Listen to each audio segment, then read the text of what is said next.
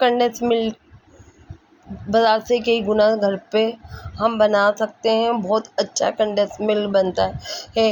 Welcome to Hina Naveed YouTube channel पर आपको अस्सलाम वालेकुम व्यूअर्स, कैसे हैं आप लोग? उम्मीद है आप सब खैरियत से होंगे।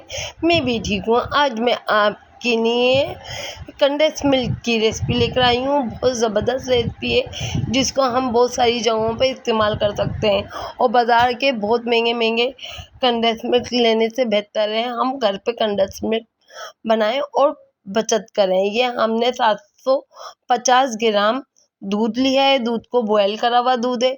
उसके अंदर मैंने ये 300 ग्राम चीनी डाली है। अब इसके चीनी डालने के बाद मैंने 2 टेबलस्पून इसके अंदर मिल्क पाउडर डाला है। अगर आपके पास अवेलेबल हो तो डालिएगा, अगर नहीं हो तो स्किप कर दिएगा।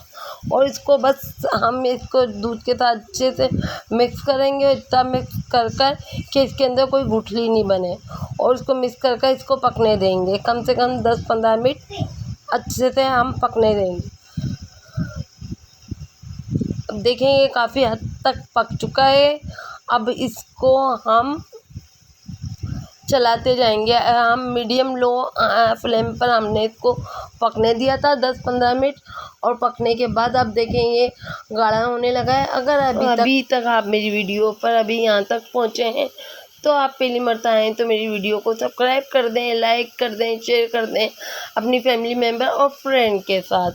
ये देखें ये काफ़ी हद तक गाढ़ा हो चुका है दूध। अब इसको अच्छे से हम मिक्स करते जाएंगे।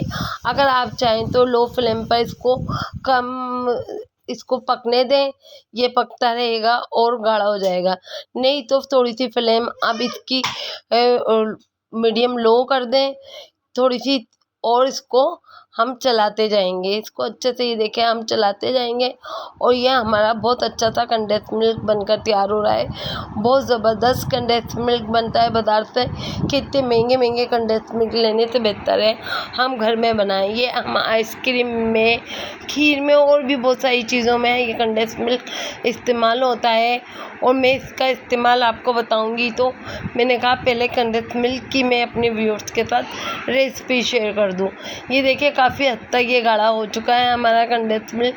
ये इसमें जब ये ऐसे बलून बनने लगे तो आप समझें कि बस ये रेडी हो गया है। इसको हम ज़्यादा नहीं और पकाएंगे, क्योंकि अगर हम ज़्यादा पकाएंगे तो ये ठंडा होने के बाद भी गाढ़ा होता है। देखिए कितना ज़बरदस्त हमारा कंडेंस मिल्क बनकर तैयार हुआ है और बहुत ज़बरदस्त लग रहा था और जायका भी बहुत अच्छा था। ये देखें कितना ज़बरदस्त हमारा कंडेंस मिल्क बनकर तैयार हो गया है। ये बस हम इसको इसी कंसिस्टेंसी पे छोड़ देंगे और इसको अब हम चेंज कर देंगे। इसको किसी दूसरे बाउल में निकाल देंगे ताकि ये अच्छे से ठंडा हो जाए। ये देखें अब हम इसको इस बाउल में निकाल देंगे ताकि ये अच्छा सा ठंडा हो जाए। देखिए कैसी रिबन सी बन रही है, कितना अच्छा हमारा कंडेंस मिल्क बनकर तैयार हुआ है। अब इसको हम ठंडा होने के लिए रख देंगे। फिर हम इसको एयर टाइट किसी भी जार में, डिश में, बाउल वगैरह में किसी में भी निकाल कर हम इसको रख देंगे। ये नीचे फ्रिज में भी चल जाएगा, मगर आप डीप फ्रीज़र में रख दें तो काफ़ी हद तक, काफ़ी दिन तक ये अच्छा चल जाएगा। और बाज़ार के इतने महंगे कंडेंस मिल्क लेने से बेहतर है हम घर पे बनाएं। और आप मेरी वीडियो को लाइक करें, शेयर करें ज़्यादा से ज़्यादा अपनी फैमिली मेम्बर और फ्रेंड के साथ। फिर मिलेंगे नेक्स्ट ब्लॉग में नेक्स्ट रेसिपी के साथ। दुआओं में याद रखिएगा। अल्लाह हाफिज़।